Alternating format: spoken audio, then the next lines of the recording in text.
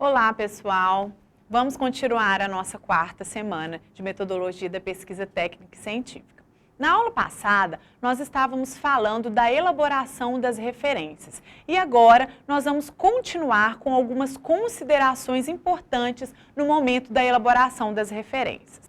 Quanto à autoria, o momento da citação da autoria, da elaboração da autoria nas referências bibliográficas, é importante destacar que para a indicação da forma correta de entrada de nomes pessoais deve ser utilizado o Código de Catalogação Anglo-Americano vigente, ok? Então, no caso de um autor pessoal, vai se indicar, então, os autores, de modo geral, pelo último sobrenome, em maiúsculas, acrescido dos prenomes e outros sobrenomes abreviados ou não. Por que abreviados ou não? Porque existem duas maneiras de fazer essa referência bibliográfica. O sobrenome do autor e o prenome, ele pode ser utilizado da seguinte forma, colocando-se o último sobrenome do autor todo em caixa alta, seguido dos prenomes por extenso, ou o último sobrenome do autor em caixa alta, seguido dos prenomes abreviados. O importante é que você deve optar, e a partir do momento que optou, você tem que padronizar toda a referência bibliográfica, ok? Então, é preciso, conforme já mencionado, atentar para o mesmo padrão para a abreviação de nomes e sobrenomes usados na mesma lista de referências. Vamos ver um exemplo? Aqui nós temos, no primeiro exemplo, o sobrenome do autor, seguido dos prenomes, por extenso. E no segundo caso, nós temos o sobrenome do autor, seguido dos prenomes abreviados. Você precisa padronizar. Se você optar pela primeira forma, você tem que trabalhar com a primeira forma durante todas as referências. Se você optar pela segunda forma, você então vai padronizar e trabalhar com a abreviação, ok? No caso de existirem mais de 3 autores, nós aprendemos que na citação no texto, você trabalha citando o sobrenome do primeiro autor, acrescido da expressão et al. E nas referências bibliográficas não é diferente. Se você for citar nas referências bibliográficas que tem mais de 3 autores, você também vai citar o sobrenome do primeiro autor, acrescido da expressão et al. Lembrando que esse sobrenome ele estará em caixa alta, ok? Vamos observar um exemplo.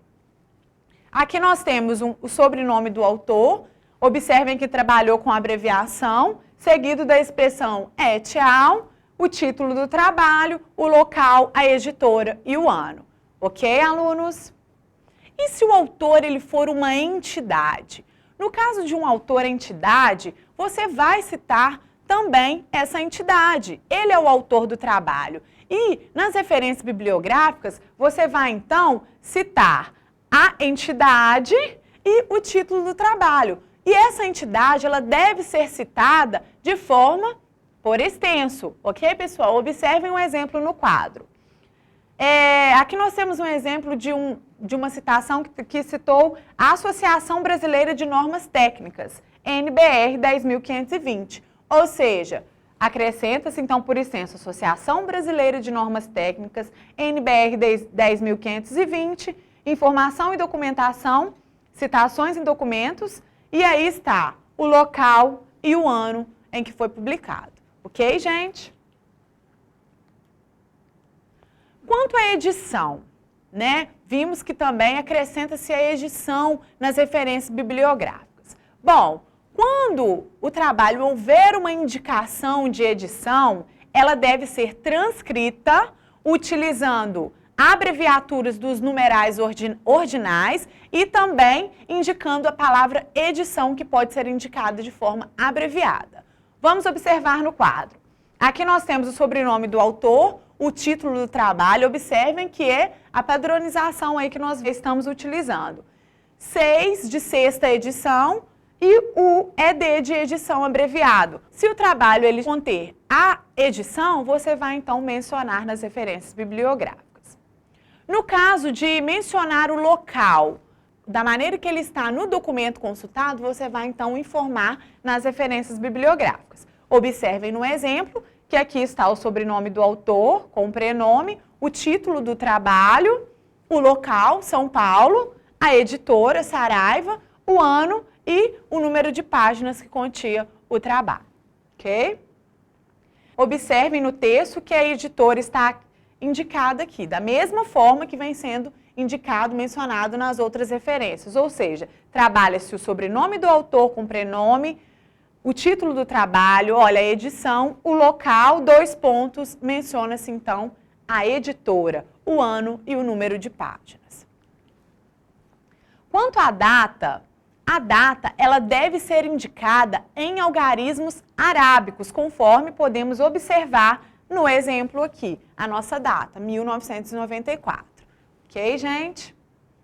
E aí, quando o documento ele for publicado em mais de uma unidade física, ou seja, mais de um volume, deve-se indicar também nas referências o número desse volume. Ok, pessoal? Conforme podemos observar no exemplo. Observem no final do exemplo que aqui tem 4V, ou seja, que é o volume 4. Isso é importante também para indicar qual que é o volume do trabalho consultado.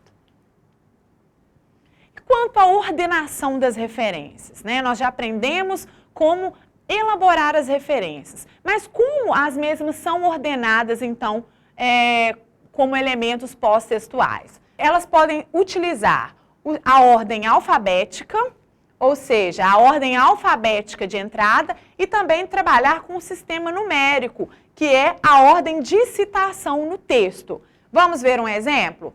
No caso do sistema alfabético, se for utilizado o sistema alfabético, as referências devem ser reunidas no final do trabalho, tá? Ou do capítulo, e em uma única ordem alfabética. Vamos observar o exemplo no quadro. Aqui temos as citações no texto e aqui na lista de referências. Observem que a lista de referências ela está em ordem alfabética, ou seja, o autor que começou com C, com D, com G. Então, foi elaborada com base na ordem alfabética. No caso de trabalhar-se com o sistema numérico, a lista de referências ela vai seguir, então, uma ordem numérica crescente. É importante atentar para o seguinte fato: o sistema numérico ele não pode ser usado concomitantemente para notas de referências e notas explicativas. Então, prestem atenção nisso. Aqui nós temos uma citação que foi indicada pelo número 2 e aqui no número 2, na lista de referências bibliográficas, está a referência dessa citação. Ok, pessoal?